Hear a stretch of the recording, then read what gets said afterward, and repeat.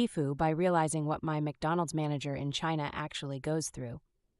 Drop a like and be sure to follow for more. So, TIFU by realizing what my McDonald's manager in China actually goes through. This happened last week, but I'm still thinking about it. For context, I, 22M, am a university student in Beijing, working part-time at a McDonald's to help cover tuition. I always thought my manager, Miss Lee, not her real name, was super strict and honestly a bit scary. She's always barking orders, never seems to smile, and I used to think she just enjoyed making our lives difficult. That was until last week when I finally saw what she actually deals with. The setup. It was a Tuesday morning, and I was scheduled for the breakfast shift. Usually, I'm on the register or helping with delivery orders.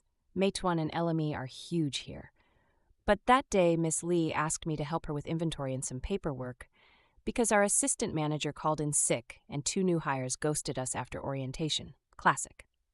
I thought it'd be a chill day, just following her around and maybe getting some extra hours. I could not have been more wrong. 7 a.m., the calm before the storm. Before we even opened, Miss Lee was already on the phone with the district supervisor because our fryer was acting up and the morning delivery was late. She was checking WeChat messages from employees who were sick, again, dealing with a broken POS system and trying to get the QR code payment scanner to work. I was just standing there, holding a clipboard, feeling useless. She told me to start counting the drink syrups in the back. I opened the storage room and was greeted by chaos. Boxes everywhere, spilled syrup on the floor, and a random plush toy someone must have left behind. I started counting, but Miss Lee called me back because the delivery app printer wasn't working and there were already 5 Meituan orders waiting. 8 a.m., the breakfast rush. Breakfast in Beijing is no joke. People want their youtiao and soy milk, but there's a surprising number of McMuffin and hash brown lovers. We were short-staffed, so Miss Lee was running the grill, shouting orders in Mandarin, and somehow still managing to answer the phone and deal with a customer who was mad that their congee was too salty. I was sweating, trying not to mess up the hash browns, and Miss Lee was literally sprinting between the kitchen, the counter, and the delivery window. A customer started yelling at her because the McCafe machine was out of oat milk. Miss Lee apologized, offered a free upgrade, and smiled through gritted teeth. The customer left a 1-star review anyway. Ms. Lee just sighed and kept moving. 9:30 a.m., the delivery disaster. The delivery truck finally arrived, and the driver was in a bad mood. He said he couldn't find half our order, and the rest was stacked wrong. Ms. Lee had to check everything, sign forms, and call the supplier. Meanwhile, the line at the counter was growing, and one of the new hires was asking me how to make a filet-o-fish. I tried to help, but Ms. Lee was juggling 5 things at once. She finally got a moment to sit down, and I overheard her on the phone with her daughter's school. Apparently, her daughter was sick and needed to be picked up, but there was no way Miss Lee could leave. She sounded exhausted and worried, but as soon as she hung up, she was back on her feet, smiling at customers. 11 a.m., the lunch rush. Lunch in China means a flood of students, office workers, and delivery drivers.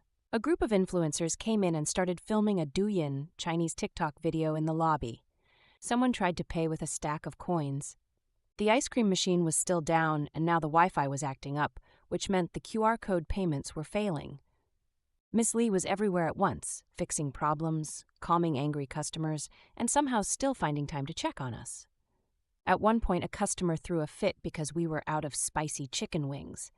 Ms. Lee took the brunt of it, apologized, and offered a coupon. The customer called her useless and stormed out.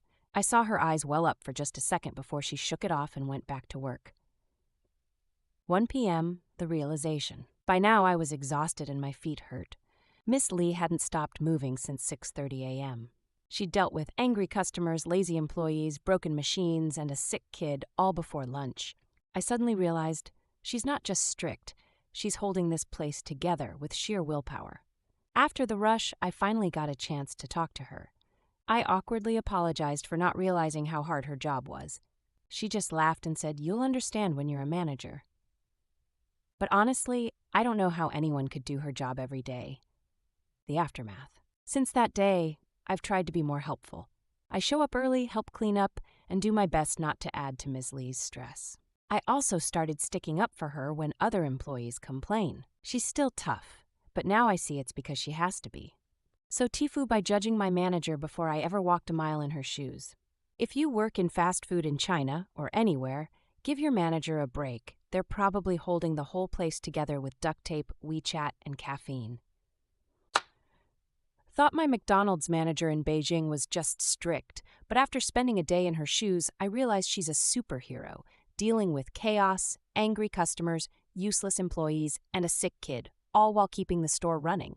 I feel like a jerk and have a whole new respect for her.